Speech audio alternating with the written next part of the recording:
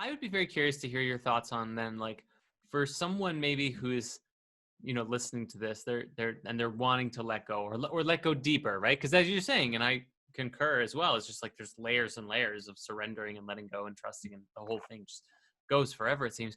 But for someone who's just, at the precipice of having that letting go experience, like, what practical advice could you offer that might support someone in going through that? And in like, what does letting go actually look like on a practical, every, day-to-day kind of thing?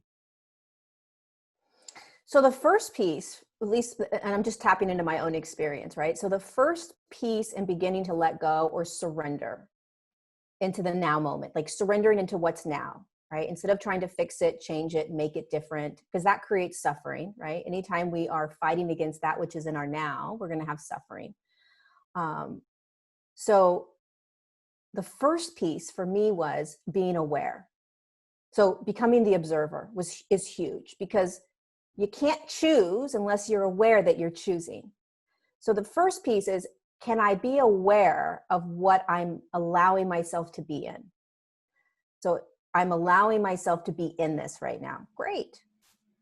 Second piece, which is the umbrella around all of it, is, can I hold myself in compassion, even if it's a tiny amount of compassion, as I learn how to navigate this in a new way, right? Because if you can hold some sort of awareness and then begin to hold, okay, can I have compassion while I'm learning how to do this? I don't know, maybe instead of beating ourselves up and belittling ourselves and whatever things that we say to ourselves, let's settle into a little bit of compassion and then begin to drop. So it's almost this feeling of, what if I just stop?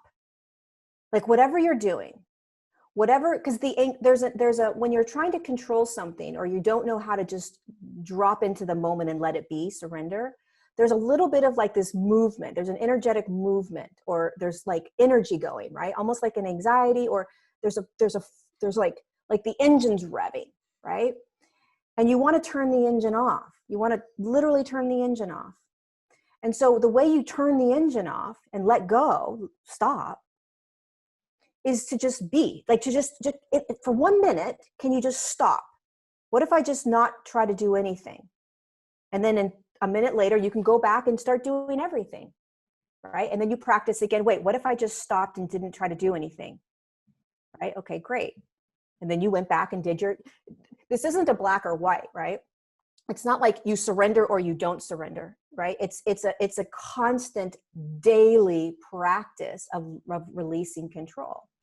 And you take the tiny little baby steps. Observe yourself. I am in ... I am experiencing ... I am trying to control ... I'm afraid of ... right? You're observing. And then you have compassion as you're doing this. And then you say, okay, I'm going to practice surrendering. So I'm just going to stop. What if I just stopped? Whatever it was that you're trying to do. Fight the feeling you're having. Force yourself to find a place to live. Force yourself out of a relationship, trying to create a relationship, figuring out money, right? That's an active, energetic movement, right? You're going. What if you just stopped? And that means that you actually have to feel everything in that intensity. And that's what we don't like. That's why we go. That's why we try to control and do, because we don't like when we sit in that which we are uncomfortable in. Right? It's like, oh, hell no. Like when you surrender, you feel. And when you feel, you feel very much out of control. But if you're observing, if you observe yourself feeling and you hold compassion for yourself as you're feeling, almost like a grandfather or a grandmother, right? And you know that everything moves, nothing's stagnant. That's peace, that's key. If you remember that you're not stuck in that which you are in that now, whatever you're feeling, whatever you're going through, it doesn't stay. Because there's a feeling of, when you first learn to kind of drop into emotion, there's this feeling of like, oh my God, it's going to stay forever. I'm never going to get out of this, right? So you just remember that it moves. You're always moving. Always, always, always, always, always. So that's what I would say. Those are the steps that I would take in the beginning. I think those, I still do those all the time. That's amazing. Thank you for sharing that. It's almost like it's now, and I'm kind of also reflecting both on what you said and as well as on my experiences, but it feels like part of the surrendering process is an entirely different way of being or thinking about life. Like it's almost like taking the blinders off, if you will, or like, having that limited narrow focus and kind of opening to that expansive, like you just described, like everything's changing around you, everything's moving all around you, that nothing is in control, right, in the grand scheme of things. And living from trust, living from that, like, I guess that openness where you yourself become malleable to change, so that when, like, if something is, happening around you, you're trying to make this happen and something else happens instead, right? That's that, like, forcing it, and then you get frustrated at the thing that's different. Whereas the surrender process, or the, the living differently in this way, is sort of like, oh, this happened, how interesting, right? Like playing with how interesting, playing with how does this affect me? Oh, look, I'm kind of frustrated. Well, let's see what this is really about. Why am I frustrated? And like, it's like being open to playing at deeper and deeper levels. Like, does that resonate with you? Oh my God, 1,000%. Oh my God. Like almost like you're just tumbling in the stream. Like you're just like, whatever, like what's coming next? What am I going to bump into next? Like you're just like, that's the vision I was getting as you're talking about that. Absolutely. Like 1,000%. The more we can, it's rigidity. It's like, I'm so rigid. We're so rigid. And when we let go and trust that we're safe, and anything that happens, we're safe. We're safe going through this. It might not feel good. We might not like it, but this is how life flows, right? It's like when I went on a road trip in July, and my road trip was like, I had this planned. I had my bags packed for like months. I was going to meet my boyfriend on the road. He was going to be in Montana. Like it was planned, right? And couple weeks in, I get into Montana and I have this massive like download of sex trafficking and like massive hit of like go home. And I was like, excuse me? Like I'm only 2 weeks into my like months long trip that I have packed in my car. And it was like, you got to go back. And it was really challenging to be in that space of, oh, my plan isn't the plan. And I have to flow with that and trust that. And it's an energetic resonance. It's like, it doesn't feel right to keep going.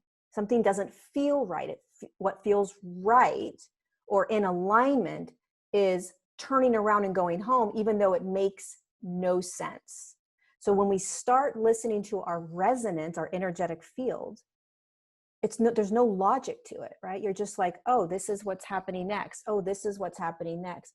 You move out of the mind, you move into the body and the heart, and you're like, I'm just going to follow energetically what feels like the flow of my energy. And it's never really going to make any sense. It's like, what the freak? That's how I live my life. That's the only way I live my life, is through energy and not logic. I can't make sense of things when my life doesn't make sense a lot of times. You know what I mean?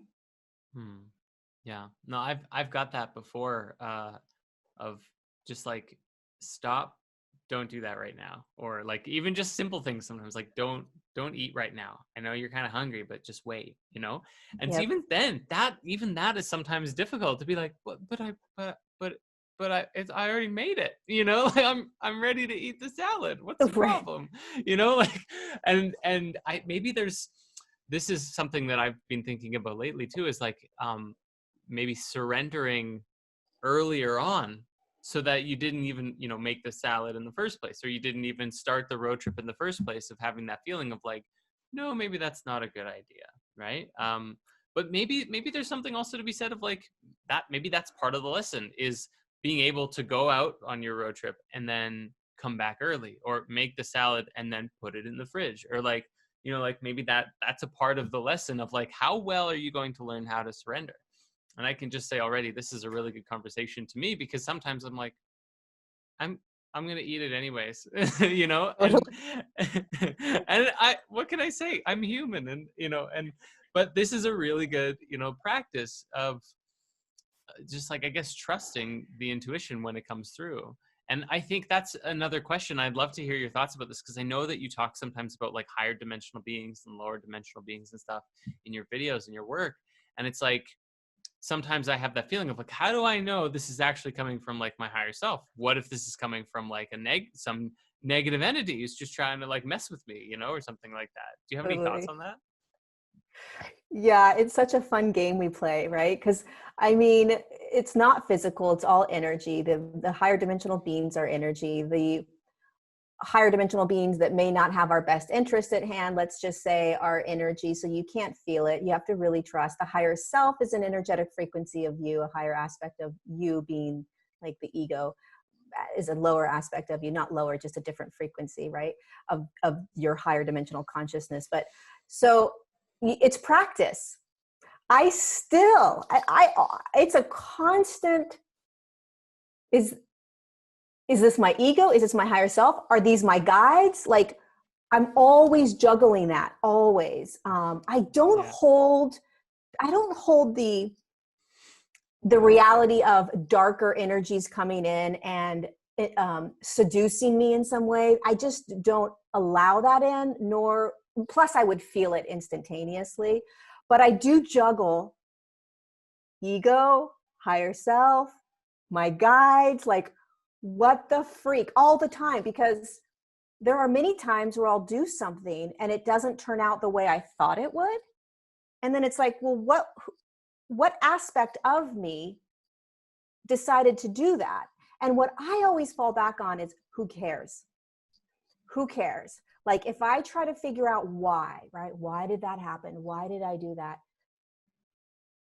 It's all practice. That's how I see it. It's just a practice of, what did it feel like when I decided to do the road trip? It felt right. Okay. What part of me had it all planned? The ego. Great. Right? What aspect had me turn around? My guides. Right? So I'm always watching and observing what energetic frequency had me, like, make the salad. Okay. What energetic frequency said, make the salad? What energetic frequency said, don't eat the salad? What energetic frequency said, screw you, I'm eating the salad anyways? Because they're different, right? You can feel that there's a different frequency. There's a different feeling if you start diving into it. And the more you kind of become, like, I always call it like the ascension scientist, right? You're like, ascension goggles are on. You're like, okay, I know that there's all these different kind of frequencies that I'm tapping into, both internally and externally. And I've got to get clear on, like, I got to get my radar real clear. What does the ego really feel like and sound like? What does the higher self feel like and sound like? What does my higher consciousness feel like and sound like? What do my guides feel like and sound like?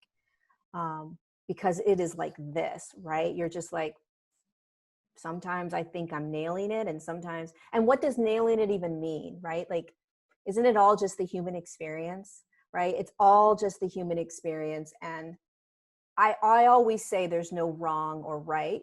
I mean, I'm just learning. And if I've had experiences where I've moved out of a place, moved into a place, moved out of that place in 2 weeks and moved into a new place. I've done that twice, right? And so it's like, was it bad? Was it good? I don't know. It got me to where I am. Did I listen to ego? Did I listen to higher self? I don't know, but I got to where I am. We tend to beat ourselves up, but it is a fun game to practice, right? What aspect is asking me to exercise or not exercise, sleep more, not sleep more, go for a drive, not go for a drive?